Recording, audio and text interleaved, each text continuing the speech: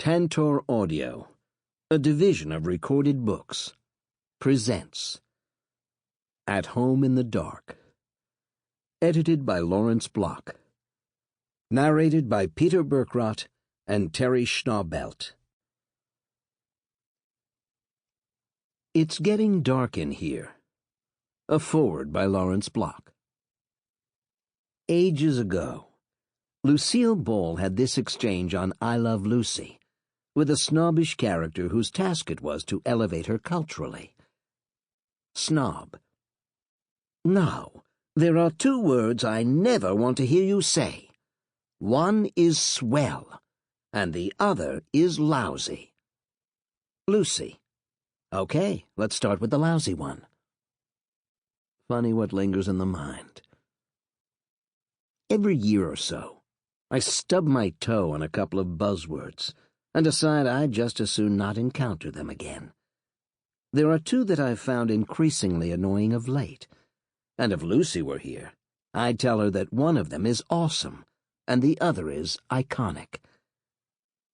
It is in the nature of the spoken language for words to come and go, and none are more cyclical than those we choose to indicate strong approval or disapproval. "'Swonderful,' Cole Porter told us, "that you should care for me." Indeed. Smarvelous, isn't it? Wonderful, marvelous, terrific, sensational, excellent, brilliant. Each takes its turn as a way of demonstrating great positive enthusiasm. For quite a few years now, le mot du jour has been awesome. Now, it's a perfectly reasonable word, and means simply that the noun thus modified is likely to inspire awe, even as that which is wonderful is clearly full of wonder. If everything thus described is truly awesome, one is left to contemplate a generation of wide-eyed and slack-jawed folk gaping at all that is arrayed in front of them. Well, okay. Periodically, a word of approval swims upstream into the zeitgeist, resonates with enough of us to have an impact, and becomes the default term for us all, or at least those of us under 40. Before too long, its original meaning has been entirely subsumed, and all it means to call something awesome is that one likes it. Deep down where it lives, awesome is essentially identical in meaning to awful. And there was a time when awful and wonderful were synonyms, full of awe, full of wonder.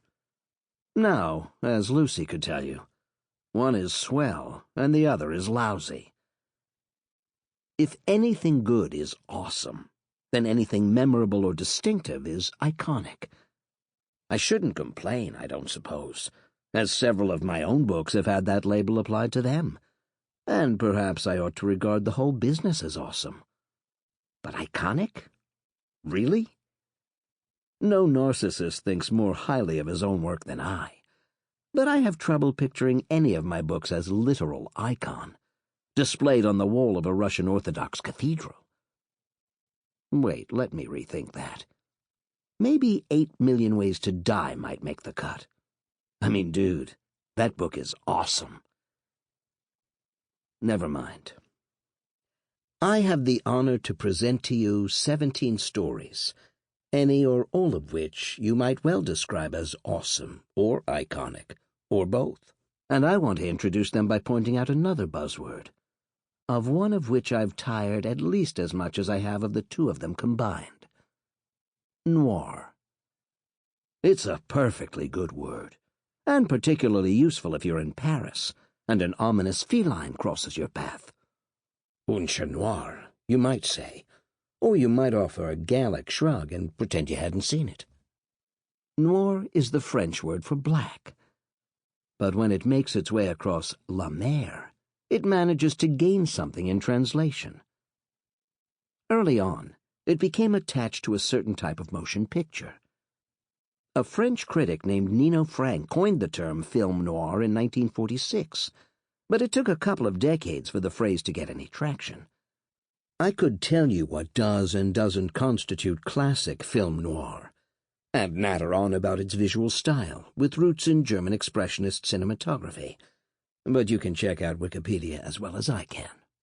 That, after all, is what I did, and how I happen to know about Nino Frank. Or you can read a recent novel of mine, The Girl with the Deep Blue Eyes. The protagonist, an ex-NYPD cop turned Florida private eye, is addicted to the cinematic genre. When he's not acting out a role in his own real-life film noir, he's on the couch with his feet up, watching how Hollywood used to do it. That's what the French word for black is doing in the English language. It's modifying the word film, and describes a specific example thereof. Now, though, it's all over the place. The credit, or the blame if you prefer, goes to Johnny Temple of Akashic Books. In 2004, Akashic published Brooklyn Noir, Tim McLaughlin's anthology of original crime stories set in that borough. They did very well with it, well enough to prompt McLaughlin to compile and Akashic to publish a sequel, Brooklyn Noir 2, The Classics, consisting of reprint. It did well too, and a lot of publishers would have let it go at that. But Akashic went on to publish a whole cottage industry of darkness. A look at the publisher's website shows a total of 120 published and forthcoming noir titles, but the number is sure to be higher by the time you read this. Akashic clearly subscribes to the notion that every city has a dark side and deserves a chance to tell its own stories. It is, I must say, a wholly estimable enterprise. I could not begin to estimate the number of writers whose first appearance in print has come in an Akashic anthology. They owe Akashic a debt of gratitude, as does a whole world of readers. And as do I. I had the pleasure of editing Manhattan Noir and Manhattan Noir 2, and while neither brought me wealth beyond the dreams of avarice, each was a source of personal and artistic satisfaction. And, after I'd coaxed a couple of friends into writing stories for my anthology, I could hardly demur when they turned the tables on me. I'd written one myself for Manhattan Noir, and wrote another for S.J. Roseanne's Bronx Noir, and a third for Sarah Cortez and Bootsy Martinez's Indian Country Noir. All three were about the same cheerfully homicidal young woman, and although she didn't yet have a name, she clearly had a purpose in life. I found more stories to write about her, realized they were chapters of a novel in progress, and in time, Getting Off was published by Hard Case Crime. So I wish their series continued success. Although their stories have never had much to do with Hollywood's 1940 version of noir, neither are they happy little tales full of kitty cats and bunny rabbits. They are serious stories, taking in the main a hard line on reality, and any grayscale would show them on the dark end of the spectrum. Noir? Noirish? Okay, fine. I'm happy for them to go on using the word. In fact, I'm all for letting them trademark it, just so the rest of the world could quit using it. That, gentle reader, is a rant, and you can relax now. I'm done with it.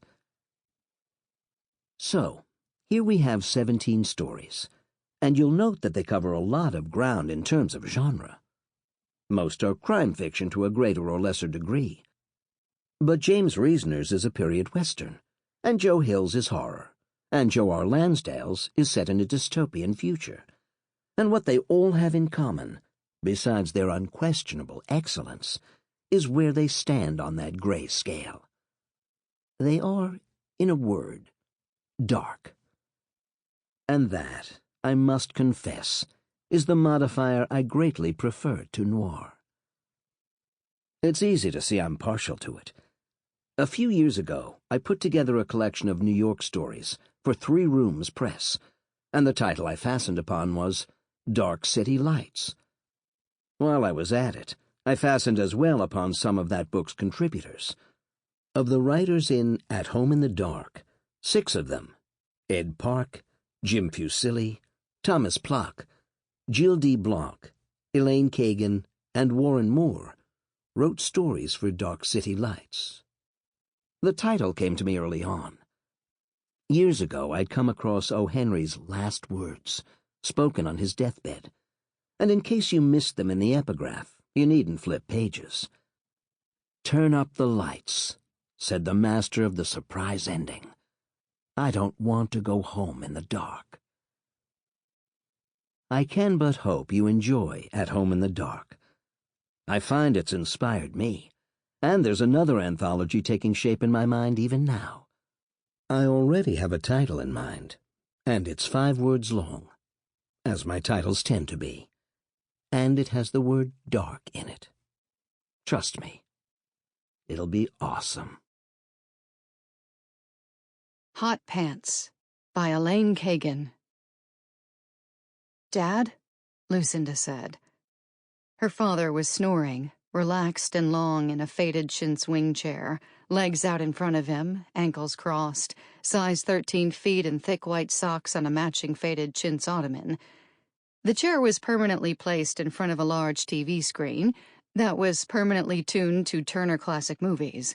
The movie playing that morning was something in black and white with Jimmy Cagney, or maybe it was Mickey Rooney, she wasn't sure which, tapping around a giant movie set that was supposed to look like a street in downtown Manhattan. The guy could really dance. People shuffled in and out to the long living room. The sound was turned way down on the TV, and most of the people pushing their walkers across the ratty rug were silent and smiling. Some sat motionless, like kids playing dead, jaws dropped, heads thrown back, eyes closed. Like zombies, Lucinda thought. 12 white zombies being herded around a big rambling 2-story house by 2 brown women, 1 brown man, 1 black woman and 2 black men, rotating hours and days in blue scrubs in Newark, New Jersey. Mrs. Ventimiglia sat at the piano, her hands folded and quiet in her lap. She never played, and it wasn't clear if she was looking at the sheet music on the piano table or out the window. Her daughter said she'd been a really terrific jazz pianist. Very Bill Evans, her daughter said. Lucinda had to look up Bill Evans. Mrs. Ventimiglia had also been a reporter for the New York Post, and it was ironic that Mr. Santangelo, who spent most of his time on the cracked leather sofa across from the fireplace that had no logs, was reading a yellowed copy of the New York Post that he carried around in his pocket. It didn't seem to matter that the news wasn't current. Lucinda didn't know if Mrs. Ventimiglia and Mr. Santangelo had ever even spoken. Mr. Santangelo was in pretty good shape, except for every now and then when he had a screaming fit and threw things. No one so far had figured out what set him off. "He's nuts," her father said. Lucinda leaned forward, her face closer to her father's. "Daddy?" His feet jumped a little, and the snoring stopped with an abrupt intake of breath, as if he'd stopped breathing altogether for maybe 20 seconds, and then started up again, like a car engine. Not as loud, but still strong. He was still strong, her father. His mind was full of smoke, as he frequently pointed out with a wry laugh when he was in, as he put it, but his body betrayed his 68 years. He looked maybe 58 tops. He had a character actor face with dark red wavy hair and a solid muscular build. No gut above his belt. He had a splatter of freckles across ruddy cheeks, a thick neck, and thick hands. He could probably still jump on and off a fire engine, pull a hose, climb a ladder, chainsaw through a roof, or run into flames looking like the picture poster of how a fire captain should look. Although he just might not be able to remember what a fire engine did, or a hose or a ladder or a chainsaw, or how to brush his teeth, or cut his meat, or recognize Chief Lang when he came to visit. "I know this guy, right?" he said to Lucinda, tilting his head towards the fire chief. Chief Archie Lang and her father had gone through the academy together, had been best men at each other's weddings, and were godfathers to each other's kids. "I'm losing me," her father said in a gruff whisper to Archie Lang, leaning in close and secret. "Don't tell the kid, okay?" "Okay," Chief Lang said, giving a brave nod to Lucinda and an affectionate punch to her dad's upper arm. Lucinda made a concerted effort to not die right there or throw up. He was in and out now, this stalwart father of hers. slipping down the ladder of dementia. "Hello." Lucinda looked up. A tiny, wiry woman wearing a print dress with pink socks stuffed into white open-toed house slippers was standing right next to the arm of her chair. She had several strands of beads slung around her neck, hot pink lipstick with blush to match, and she was pushing 90. "Hello, Mrs. Moskowitz." "Hello yourself." She looked hard at Lucinda. "Do you know this man?" "Yes, ma'am," Lucinda said. "He's my father." "Uh-huh. Is he Jewish?" Lucinda smiled and shook her head. "He's Italian, Mrs. Moskowitz." They'd had this same conversation maybe 4 times that morning, and maybe 27 times in the last month. "He doesn't look Italian."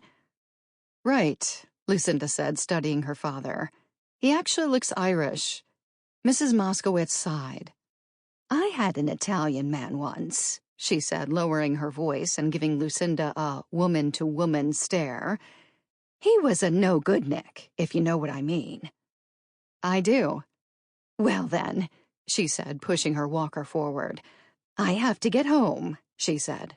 "My mother will kill me. It's a school night, you know." "Okay," Lucinda said. Jesus, Mary, and Joseph. She touched her father's arm, kind of jostled him. "Dad, I have to go to work." Nicholas John Conte coughed, cleared his throat, and opened his eyes. Clear blue, nothing dimmed in the sight area. He stretched a giant's stretch, folding his arms over his face and then extending them out to the sides, spreading his fingers, lifting his legs straight out in front of him, pointing his toes and flexing, and then down again with the appropriate sounds of a big man stretching. "Hey, Lucy," he said, smiling up at his daughter. "Well, you had a good nap?" "I wasn't asleep." She laughed. "You weren't?" "Just checking the inside of my eyelids," he said, and yawned. He'd been saying that since she could remember. He looked around the room. "Where's your mother?" "Dad, Mom hasn't been here for years. You know that." He took maybe a minute to ponder it. "Oh, right. The guy with the boat." "Right." "Who knew she liked boats?" he said and laughed. He looked around the room. "And here I am at the big house." "Dad." "When will my house be ready?" "Soon." This was his new thing, fixing it in his head that his house was being worked on, plumbing, paint, new floors, etc. He'd tell you. It was Lucinda's choice to let him believe it. The first few months had been endless battles about him getting out of there. "What the hell is going on here, Lucy?" he would shout. "Am I a goddamn prisoner?" It came to a near brawl one night with Miguel and Reginald, 2 of the attendants at the home. It was Reverend Father King's idea to tell him the house was under construction. "You want me to lie, Father?" "It's not a lie if you paint the kitchen, Lucinda," he said, leaning back in his chair. So much for being Catholic. "Damn construction guys," Nick Conte muttered. "This always happens, you know. I told you. We'll be done by February. We'll be done by March. Where's the peanut?" "In school. I gotta go to work, Dad."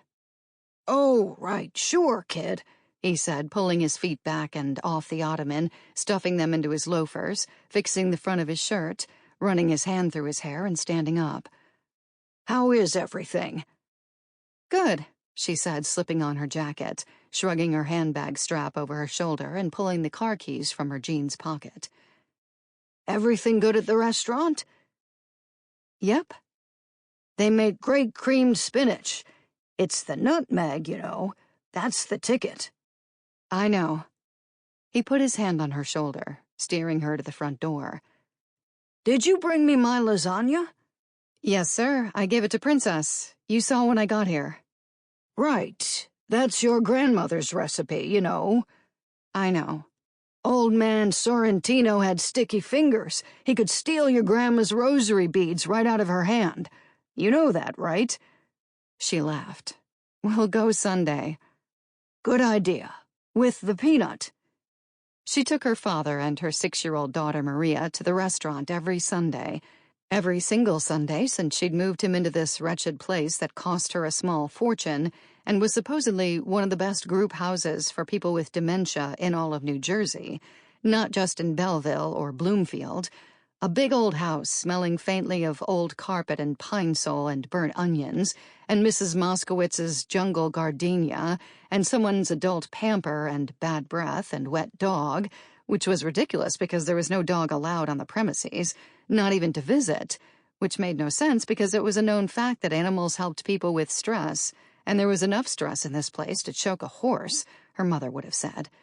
Her beautiful mother, who had walked out on them when Lucinda was 15, for a cop named Vinny who worked in Brooklyn, and it was hard to say which was worse, a firefighter's wife leaving him for a cop, or the fact that the cop was from Brooklyn. Not even counting the boat, Vinny had a Chris Craft cabin cruiser, or a criss-cross cabin cruiser, she wasn't sure which, but it seemed to matter a great deal to her mother. "She likes the pudding." "Who?" "The peanut. She likes the pudding at Serendipity's." "Sorrentino's, Dad." "At Sorrentino's, right." "And it's budino, not pudding." He shrugged. "Budino, pudding, what the hell's the difference?"